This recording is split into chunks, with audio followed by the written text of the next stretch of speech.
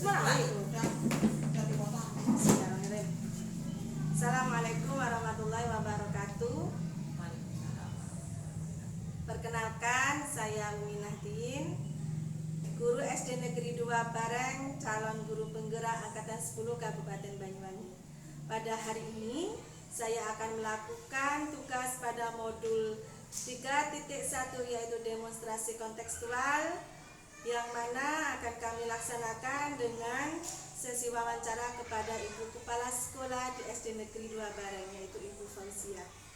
Selamat pagi Bu Uci. Selamat pagi Bu Umi. Hari ini saya ingin sekali wawancara dengan Bu Uci sebagai Kepala Sekolah, yang pastinya pernah ada kasus-kasus ya Bu di sekolah ya Bu? Ya, alhamdulillah banyak Bu Umi. Iya. Terus yang banyak sekali pertanyaan yang akan kami ajukan kepada Bu Fauzia. Di antaranya Bu Uci, selama ini yang jelas kita sebagai makhluk sosial adalah makhluk yang sering bersosial dengan orang lain, dengan guru-guru lain. Yang jelas pernah ada suatu masalah atau kasus. Kemudian yang akan saya tanyakan Bu Uci, selama ini bagaimana Bu Uci mengidentifikasi kasus-kasus yang merupakan dilema etika atau bujukan moral? Terima kasih Bu Umi. Selama ini, selama saya jadi guru pembelajaran, banyak dilema yang saya alami. Tentang dilema etika itu menurut saya adalah di mana suatu kejadian atau sesuatu yang keduanya itu sama-sama benar ini, tetapi saling bertentangan. Kalau bujukan moral itu di mana yang satu benar, yang satu salah. Seperti itu mungkin Bu. Iya Mas. Kemudian Bu Uci, selama ini bagaimana Bu Fauzia menjalankan pengambilan keputusan di sekolah tersebut, terutama untuk kasus-kasus di mana ada dua kepentingan yang sama-sama benar atau sama-sama mengandung nilai kebajikan? Kalau saya mengambil keputusan, kalau keduanya sama-sama benar, saya tidak bisa untuk mengambil keputusan itu langsung dulu.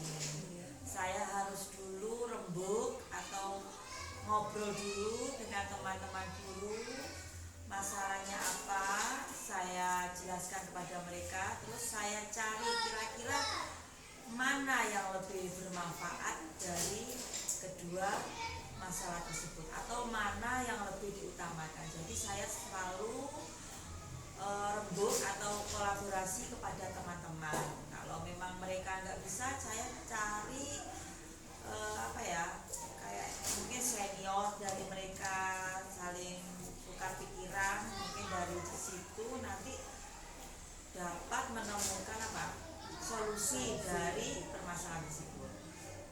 Bagus sekali nih Bu Uci, tetap berkolaborasi ya dalam mencari solusi tersebut. Kemudian Bu Uci, biasanya yang dilakukan Bu Uci, langkah-langkahnya itu atau prosedurnya yang biasa dilakukan selama ini itu apa Bu Uci?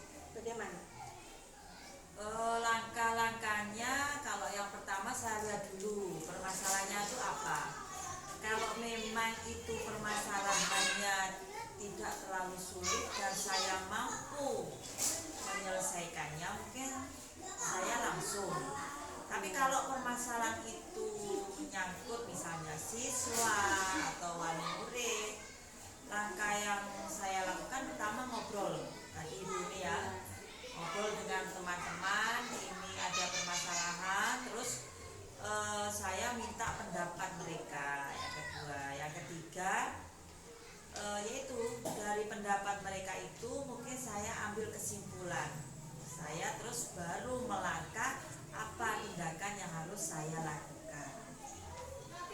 Terus dari tindakan yang saya lakukan itu kira-kira efeknya atau akibatnya itu mana yang lebih sedikit apabila saya mengambil tindakan tersebut, keputusan tersebut. Apakah merugikan orang banyak atau bagaimana atau menguntungkan, itu yang selalu menjadi pertimbangan saya. Berarti diutamakan dampak yang positif yang jelas ya Bu. Ya tentu dampak yang positif positif terutama bagi siswa. siswa. Terima kasih. Kemudian selanjutnya Bu Uci, hal-hal apa saja yang selama ini Bu Uci anggap efektif dalam pengambilan keputusan pada kasus-kasus dilema etika tersebut?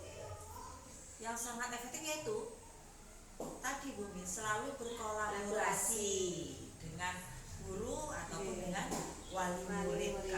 Kalau memang kita sekolah itu sudah tidak mampu, nanti kita kolaborasi ke murid. Nanti paguyuban kita undang untuk rembuk ada permasalahan atau suatu program yang sekolah tidak mampu atau membutuhkan paguyuban, ya kita ajak wali murid untuk saling berkolaborasi. Apa juga komite dilibatkan itu Bu Uci? Tentu, karena komite itu adalah mitra sekolah kita, harus selalu dilibatkan.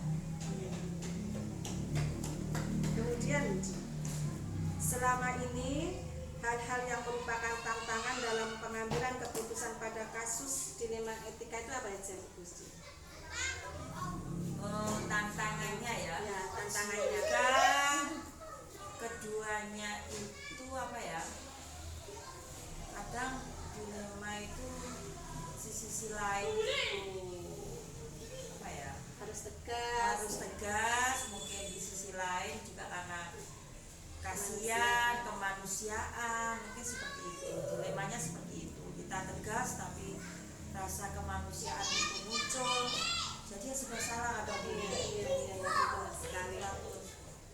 Terkadang kita harus apa ya, sesuai peraturan, tapi di sisi lain kita menggunakan perasaan Ya kita. benar, itu kadang muncul itu. Tapi memang sebenarnya sih kalau menurut prosedur ya harus sesuai dengan kedinasan, tapi kadang yang sebagai manusia itu muncul rasa belas kasihan, sungkan, itu muncul. Pastinya. Itu yang sering terjadi. Itu merupakan tantangan yang terbesar ya Bu Uci, ya, Tantangan yang sangat selama besar ini dialami sekali. oleh sebagai pemimpin.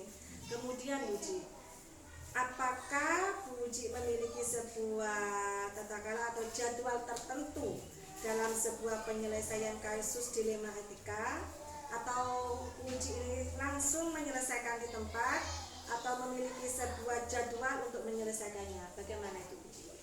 Kalau jadwal saya tidak punya, Bumi. Terus kalau menyelesaikan di tempat tergantung dari permasalahannya.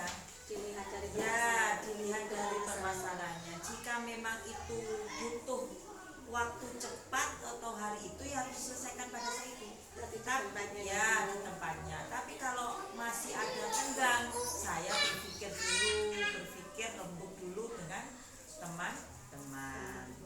Berarti lihat Lihat situasi. juga lihat bentuk masalahnya bagaimana. Ya, nggak harus langsung di sini, tergantung dari masalahnya tersebut. Iya, karena kan masalah itu biasanya terjadi tidak sesuai dengan apa ya, rencana gitu ya. Ya, benar. Jadi kita nggak bisa menjadwalkannya. Kemudian Uci, adakah seseorang atau faktor-faktor apa yang selama ini mempermudah atau membantu Bu Uci dalam pengambilan keputusan dalam kasus dilema etika? Orang-orang yang Gimana, Bu? Adakah seseorang atau faktor-faktor yang selama ini mempermudah atau membantu Bu Uci dalam pengambilan keputusan dalam kasus-kasus dilema itu? Ada, tentunya ada. Yaitu tadi teman-teman guru itu faktor yang selalu membantu saya untuk menyelesaikan masalah. Dan orang tersebut ya Bu, yang mungkin ya, yang punya masalah tersebut Ya, misalkan bisa bersifat terbuka, Ya, mungkin itu sangat juga bisa mempermudah. sangat mempermudah saya untuk menyelesaikan masalah. Berarti faktor-faktor tersebut ya teman sejawat, Sejawat. terus Dari wali murid juga kadang bisa membantu. Enggak selalu, Bumi. Tergantung dari permasalahan tersebut. tingkat kesulitan mungkin ya Bu. Ya, tingkat kesulitannya itu apa. Kemudian yang terakhir ini Bu Uci, dari semua hal yang telah saya sampaikan tadi Bu Uci, pembelajaran apa yang bisa Bu Uci petik dari pengalaman Bu Uci mengambil keputusan dilema etika?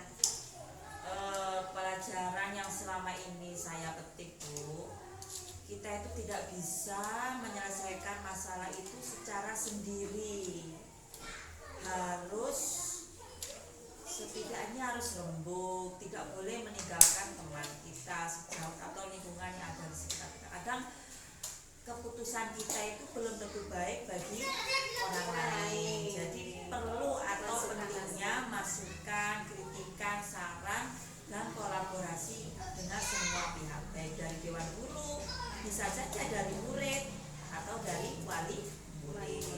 Itu mungkin yang bisa saya ambil. Jadi jangan pernah meninggalkan kolaborasi. Itu sangat penting sekali. Benar sekali Ibu Ci, berarti kolaborasi itu memang hal yang tidak bisa ditinggalkan. Ya, Karena dengan kolaborasi terkadang ketika kita lupa ada yang mengingatkan ya Bu Ci ya. ya. Jadi kesimpulan yang kita ambil dengan berkolaborasi itu bisa dikatakan sempurna keputusannya karena sudah melalui pertimbangan-pertimbangan dan Oke. pendapat banyak orang ya Bu Ci ya. Kadang apa yang kita pikirkan kan mungkin dari sisi mereka begini, Iya, nah kita ambil mana yang positifnya lebih banyak, itu yang kita ambil. Soalnya kan yang diutamakan seperti yang dikatakan Bu Ci tadi, yang diutamakan adalah dampak yang positif untuk Iya, banyak orang, terutama untuk siswa. siswanya. Bu Ci, terima kasih. Itulah tadi pertanyaan-pertanyaan dari kami Bu Ci. Terima kasih atas informasinya dan ilmunya. Terus dukungan Bu Ci dalam tugas kami menjalankan tugas di calon guru penggerak angkatan 10 ini Bu Ci. Terima kasih banyak.